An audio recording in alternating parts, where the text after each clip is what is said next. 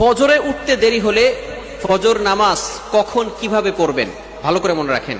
অনেক সময় আমরা নামাজ পড়ি, 5 ওয়াক্ত নামাজই পড়ি, ফজরের নামাজও পড়ি, কিন্তু অনেক সময় ফজর নামাজে উঠতে লেট হয়ে যায়।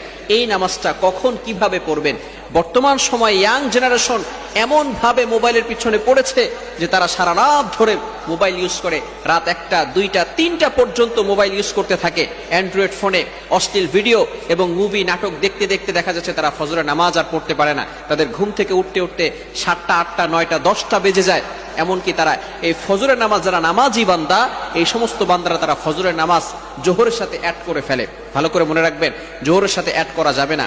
যারা 5 ওয়াক্ত নামাজ পড়ে, ফজরের নামাজ পড়ে, হঠাৎ করে যদি একদিন দেখা গেল যে সে উঠতে পারে নাই, সে ঘুমিয়েছিল, এই ক্ষেত্রে সে কি করবে? হাদিসের ভিতরে আসছে, বুখারী শরীফের 597 নম্বর হাদিসে রয়েছে, আল্লাহ রাসূল সাল্লাল্লাহু আলাইহি সাল্লাম বলে দিয়েছেন, মান নামা আন সালাতিন, যে ব্যক্তি সালাতের ব্যাপারে এবং ভুলে যায়, আও নাসিয়াহা, যদি ভুলে যায় যে সে ফজরের নামাজ পড়ছে কি পড়ে নাই, আসরের নামাজ পড়ছে কি পড়ে নাই, জোহরের নামাজ পড়েছে কি পড়ে নাই, এটা যদি সে ভুলে যায়, অথবা যদি সে ঘুমিয়ে থাকে, এই ক্ষেত্রে যখনই তার স্মরণ হবে, ফালইউসাল্লিহা ইদা যাকারাহা, যখনই তার স্মরণ হবে তখনই সে নামাজ পড়ে নিবে।